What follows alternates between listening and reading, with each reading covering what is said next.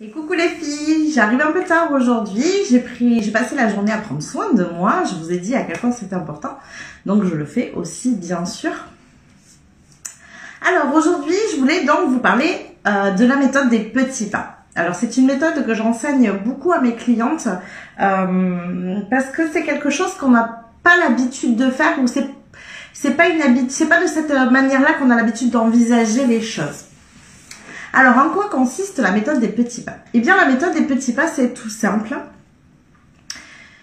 Vous prenez un projet, un objectif, quelque chose qui vous tient à cœur, peu importe ce que vous voulez. Alors, ça peut être dans le cadre de votre mission de vie, et bien sûr, ici, c'est les exemples que je vais vous donner, mais ça peut être aussi dans d'autres projets de vie. Hein. Ça peut être voilà, dans votre couple, ça peut être avec vos amis, ça peut être dans votre maison.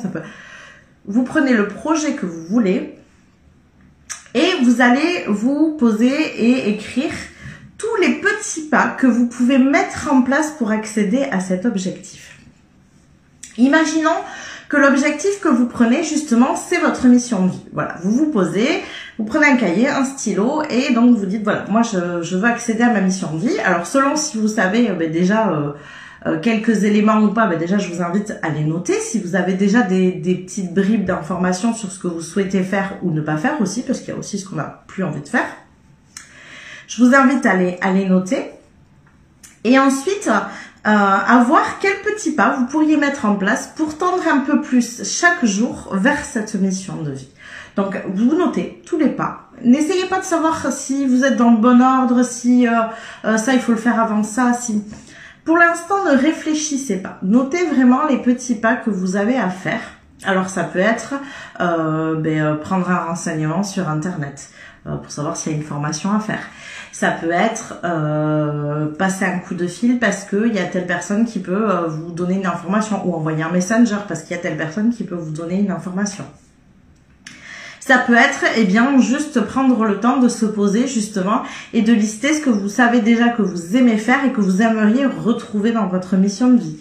Ça peut être, qu'est-ce que vous pourriez mettre en place d'autre? Ça peut être lire un bouquin, ça peut être, vous voyez, c'est pas forcément des pas très importants et vous pouvez même vous dire, voilà, je sais que pour ma mission de vie, j'ai tel livre à lire. Si pour vous c'est compliqué parce que vous n'avez pas l'habitude de lire ou parce que vous prenez pas le temps de finir les livres, ça va être de mettre, je mets en place une page par jour ou un chapitre par semaine.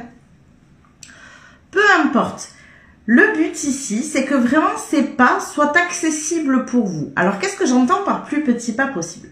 Le plus petit pas possible, c'est le pas que vous allez pouvoir faire sans activer vos peurs. En fait, si vous allez faire un pas, vous allez faire ce qu'on appelle une sortie de zone de confort. Donc, on a une zone de confort. On va pas tarder à parler de la zone de confort d'ailleurs.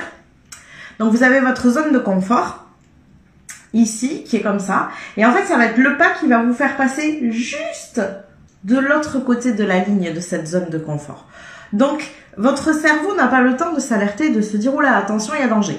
Votre ego non plus, en règle générale, parce que le pas est minime. Donc, il ne va pas le voir arriver. Sauf que, si vous prenez ces petits pas et que vous les cumulez sur un mois, sur 6 mois, sur un an, imaginez où c'est que vous en serez dans un an.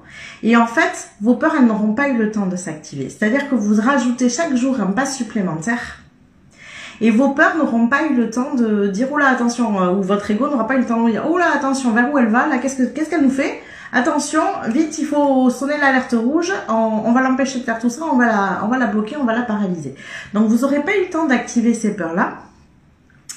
Et donc, du coup, vous pourrez faire ces petits pas tranquillement. Et sauf qu'au bout d'un an, en fait, vous aurez fait un pas de géant et vous en serez pas rendu compte, mais votre ego non plus. Et c'est ça qui est bien dans cette histoire de petits pas. Et c'est pour ça que je l'enseigne à mes clientes. Alors, on le fait ensemble, moi, pendant mes accompagnements. Voilà, on pose ensemble quel pas elle a à faire pour tendre vers sa mission de vie. Alors, bien sûr, une fois qu'on a été détecté un peu mieux qui elle était, une fois qu'on a détecté quel était son univers personnel, et une fois qu'on en a commencé à visualiser un petit peu son projet ultime, on va venir du coup faire la liste des pas qu'elle a à faire, des grands et des petits surtout, tous les petits pas qu'elle va pouvoir mettre en place. Et dans l'accompagnement, on le travaille, c'est-à-dire que on met les pas en place pour la fois d'après tout simplement. Et donc du coup, ça lui permet d'avancer, d'évoluer sur son chemin, d'être toujours soutenue puisque moi je suis là pendant l'accompagnement et voilà, de pouvoir elle-même se féliciter des pas qui ont été faits parce que ça c'est quelque chose qui est très difficile aussi. Enfin, qui est difficile, c'est pas difficile mais on ne pense pas à le faire, on ne pense pas à se féliciter des pas qu'on a fait. Donc voilà ce que je voulais te partager aujourd'hui, cette méthode des petits pas, ça peut paraître complètement insignifiant mais c'est une méthode qui est très puissante. Donc j'apporte vraiment quelque chose de valeur. Pourquoi? Parce que comme je t'ai dit, comme ton cerveau et ton ego n'ont pas le temps de s'alerter, et bien du coup les pas se mettent en place et au fur et à mesure tu fais des pas de géant en fait, sans t'en rendre compte et c'est ça qui est hyper intéressant dans cette méthode. Je t'invite à me contacter si tu souhaites toi aussi prendre ton appel découverte pour savoir comment se passent justement mes accompagnements et pour aller plus loin. Si tu veux en savoir un peu plus sur le projet ultime, la connaissance de soi et l'univers personnel, je t'invite à télécharger le webinaire que tu as juste au-dessus et pour me contacter c'est pareil, tu as mon adresse mail juste au-dessus ou alors tu m'envoies un message via Messenger. Je te rappelle que jeudi, le live est à 18 h, celui-ci est programmé, tous les autres lives de la semaine ne le sont pas, c'est-à-dire que je fais un live par jour, mais je viens au moment où moi il me semble opportun de venir parce que c'est le moment où j'ai le temps dans la journée. Mais jeudi, le live est programmé puisque ça sera un live spécial tirage de cartes pour la mission de vie.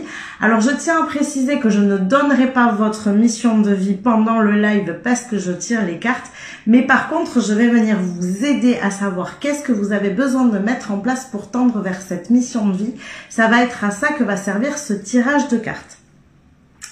Et pour le jeudi d'après, pareil à 18 h, le live sera programmé aussi et nous allons partir en voyage initiatique pour aller nous connecter à la gardienne des missions pour voir si elle a des messages à te faire passer.